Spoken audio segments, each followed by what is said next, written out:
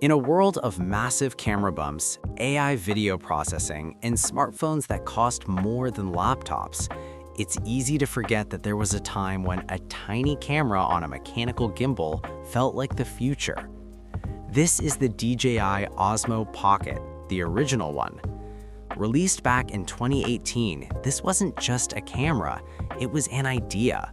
A belief that compact filmmaking could exist outside smartphones, that stabilization didn't have to be software, that cinematic motion could live in your pocket.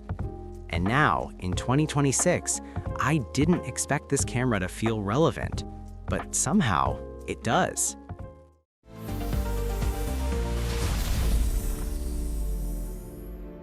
When the Osmo Pocket launched, it felt unreal.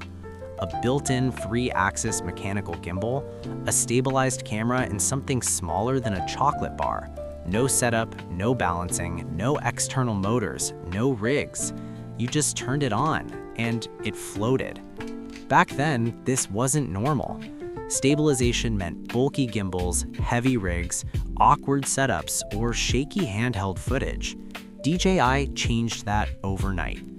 The Osmo Pocket wasn't trying to compete with phones. It wasn't trying to replace DSLRs. It created a new category, pocket filmmaking. And that's what made it special. Let's be honest, on paper, this camera is outdated. Small sensor, limited dynamic range, weak low light performance, no modern computational photography. Any modern phone destroys it in specs. But the moment you start walking with it, everything changes. The movement feels different. Not software smooth, not algorithm corrected, but physically stabilized. Steps float, motion feels natural, camera drift feels cinematic. There's a realism to the movement that phones still struggle to replicate. And that's the surprise. In 2026, this camera doesn't win on quality, it wins on motion. Using the Osmo Pocket today also reminds you how much DJI packed into something so small. You get multiple shooting modes that still feel genuinely useful. There's follow mode, where the camera smoothly tracks your movement while keeping things natural, perfect for walking shots. FPV mode loosens things up and lets the horizon tilt with your motion, giving footage a more dynamic, almost action cam feel. Tilt locked mode keeps the horizon perfectly level no matter how you move, which still looks incredibly clean for cinematic push-ins and slides. DJI also included Active Track, and while it's basic by today's standards, it still works surprisingly well for simple subject tracking. Then there's time-lapse, motion-lapse, and hyperlapse, features that felt almost magical back in 2018. Even now, motion lapses with physical stabilization still look smoother than many phone-generated equivalents. Video tops out at 4K, and while the bitrate and dynamic range can't compete with modern phones, the footage has a distinct look.